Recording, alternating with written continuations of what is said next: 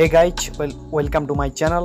সবার প্রথমে আপনাদেরকে আন্তরিক শুভেচ্ছা জানাচ্ছি আমার চ্যানেলের পক্ষ থেকে, যে আপনারা এত সুন্দর সাপোর্ট করেছেন, দোয়া করেছেন কেকেআরের জন্য, তবেই তারা রাজস্থানের বিরুদ্ধে ম্যাচটা অবিশ্বাস্যভাবে জিততে পেরেছে। এবং ক্ষমাও চাইছি যে এত দেরিতে ভিডিওর জন্য, কিছু টেকনিক্যাল কারণ ছিল। সো গাইজ, আজকের ভিডিওর টপিকস থাকবে ওই এলিমিনেটর ম্যাচ সম্পর্কে, এলিমিনেটর ম্যাচ রিভিউ সম্পর্কে, অর্থাৎ গত কলকাতা নাইট রাইডার্স ওই ম্যাচ থেকে কী ভালো দিক এবং খারাপ দিক পেয়েছে সেই সম্পর্কে।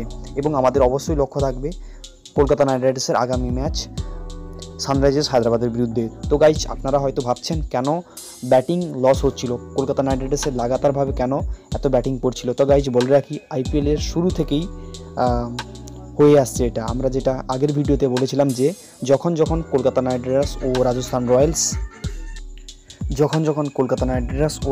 রয়্যালস মুখোমুখি হয়েছে, তখন ম্যাচ সবসময় লো স্কোরিং হয়েছে, অর্থাৎ ম্যাচটা সবসময় দু দলের বোলিং ভার্সেস বোলিংয়ের হয়ে আসছে। তো গাইজ, এটা দেখে মনে হচ্ছিল যে অবিশ্বাস্য যে এত উইকেট পড়ছিল কেন লাগাতারভাবে কলকাতা নাইট রাইডার্সের, এবং দেখলেন দু দলেরই বোলিংয়ের কারণে কিন্তু তারা ম্যাচটা জিততে পারলো। এবং গাইজ, এই ভিডিও যে ভালো দিকগুলো সেই ম্যাচ থেকে পেলো, সেটা কি না, রাসেল যে ব্যাটিং সানরাইজার্স হায়দ্রাবাদের বিরুদ্ধে সেখান থেকে অনেকটা বেটার কিন্তু ব্যাট করেছে এবং তাকে যথেষ্টভাবে ছন্দে লাগছিল। 2 নম্বর কিনা প্রসিদ্ধ কৃষ্ণা এবং কুলদীপ যাদব লাগাতারভাবে একটা ছন্দ ওয়াইজ কিন্তু উইকেট পাচ্ছেন, যে এক ম্যাচ খেয়ে ভালো করলেন এক ম্যাচে নেই, সেই কারণ নয়, ভালো ইকোনমির সঙ্গে সবসময় সর্বদা প্রত্যেকটা ম্যাচে উইকেট নিচ্ছেন।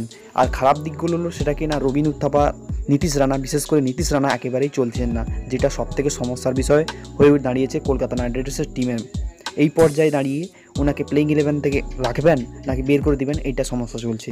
আর এই ম্যাচ থেকে সবথেকে ভালো পাওয়া হলো কি, যেটা কলকাতার টিম ম্যানেজমেন্ট তথা দীনেশ কার্তিক শিখতে পেরেছে, সেটা কি না, প্রসিদ্ধ কৃষ্ণাকে কোথায় ব্যবহার করতে হয়। আপনি দেখবেন যখন প্রসিদ্ধ কৃষ্ণা পাওয়ার প্লেতে এসছেন, তখন তিনি কিন্তু উইকেট নিতে পারেনি, বরং মার পড়েছে তার উপর। কিন্তু যখন পাওয়ার প্লে পরে, অর্থাৎ স্ট্র্যাটেজিক টাইম আউটের পরে যখন তাকে বল করেছেন, তখন তিনি ভালো ইকোনমির সঙ্গে বল করেছেন এবং উইকেট নিয়েছেন। তো গাইজ, কলকাতা নাইট রাইডার্স এইটা অবশ্যই বুঝতে হবে, আমি জানি না, দীনেশ কার্তিককে বুঝতে হবে যে কি প্রসিদ্ধ কৃষ্ণাকে অবশ্যই স্ট্র্যাটেজিক টাইম আউটের পর বা পাওয়ার প্লের পর অবশ্যই তাকে নিয়ে আসতে হবে। তো গাইজ, এটাই ছিল ভিডিও। যদি পছন্দ করেন please like, share and subscribe to my channel.